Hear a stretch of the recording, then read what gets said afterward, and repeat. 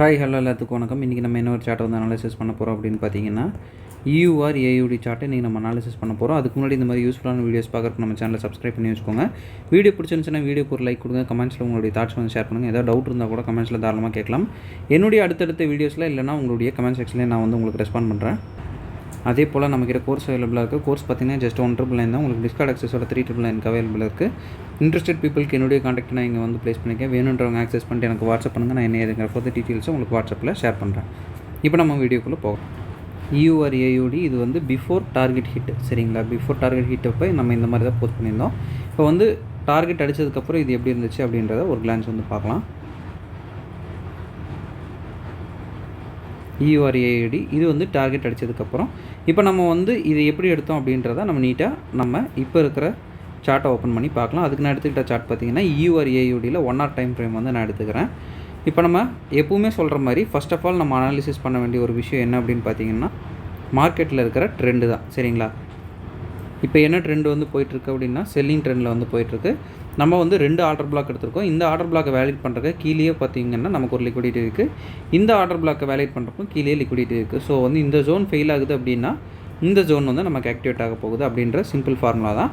இப்போ மார்க்கெட் என்ன பண்ணுது அப்படின்றத நம்ம வந்து டைரெக்டாக பார்க்கலாம். மார்க்கெட்டில் இந்த ஆர்டர் பிளாக்கில் ஒரு விஷயம் நடந்திருக்கு. என்னென்னா இந்த ஒரு கேண்டில் வந்து நல்ல இம்பல்சிவாக வந்து மேலே ஏறி இருக்குது, சரிங்களா? ஸோ நமக்கு 5 மினிட்ஸில் CH பாயிண்ட் இந்த இடத்துல தான் நமக்கு வந்து கிடைக்கிது.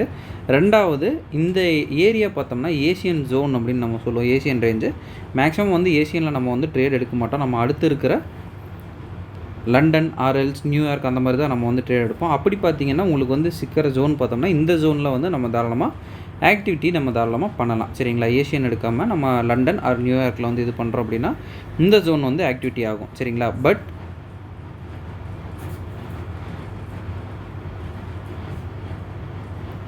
மார்க்கெட் என்ன பண்ணுது அப்படின்றத நம்ம வந்து நீட்டாக பார்க்கலாம். மேலே போய் எக்ஸாக்டாக நம்ம மார்க் பண்ணால் அதே ஜோன் தான் எடுத்துகிட்ருக்குது, சரிங்களா? பட் நம்ம வந்து இந்த ஆர்டர் பிளாக்கை வந்து செஷன் ட்ரேட்க்கு வந்து கேப்சர் பண்ணுறதுன்னா தாராளமாக வந்து பண்ணலாம், சரிங்களா? நியூயார்க்கோட எண்டிங் டைமில் பார்த்தீங்கன்னா மார்க்கெட் வந்து டேப் பண்ணிட்டு நீட்டாக வந்து கீழே டிபி போயிடுச்சு. பட் இன்னொரு என்ட்ரி வந்து கிளியரான ஒரு என்ட்ரி வந்து நமக்கு வந்து இது கொடுத்துருக்கு. என்ன அப்படின்னு பார்த்தோம்னா 1 hour என்ட்ரி, சரிங்களா? என்ன அப்படின்னு பார்த்தோம்னா இது ஸ்வீப் ப்ளஸ் CHன்னு ஒரு ஃபார்ம் சொன்னாங்க. இது பார்த்தோம்னா நம்ம ஸ்வீப்புன்னு கன்சிடர் பண்ணிக்கலாம்.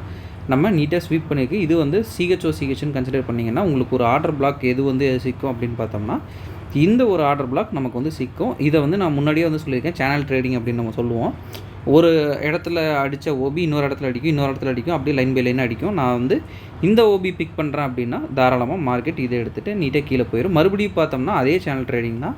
இந்த இடத்துல நமக்கு ஆர்டர் பிளாக்னு பார்த்தோம்னா இந்த ஒரு ஆர்டர் பிளாக் அதை எடுத்துகிட்டு மறுபடியும் மார்க்கெட் கீழே இறங்கிடும். உங்களுக்கு அப்படி எடுக்கிறதுக்கு வந்து ஓகே நான் அப்படி எடுத்தால் எனக்கு வந்து ஃபேவராக இருக்குது அப்படின்னா அந்த ஆர்டர் பிளாக்கை தாராளமாக எடுத்துருக்கலாம். இல்லை நான் வந்து 1 hour டைம் ஃப்ரேமில் எடுத்து நான் வந்து டவுன் பண்ணுறேன் அப்படின்னா இதில் வந்து தாராளமாக வந்து நம்ம பண்ணிக்கலாம் இந்த ஒரு ஆர்டர் பிளாக்கில். ஸோ இங்கே என்ட்ரி ப்ளேஸ் பண்ணிட்டு நம்ம வந்து டார்கெட்டை ரீசன்ட் ஸ்விங் லோ அப்படின்றத நம்ம வந்து மேஜராக வச்சுருக்கலாம், சரிங்களா? ரீசன்ட் ஸ்விங் லோ அப்படின்றது இது வரைக்கும் மேஜராக நம்ம வந்து வச்சுருக்கலாம், சரிங்களா?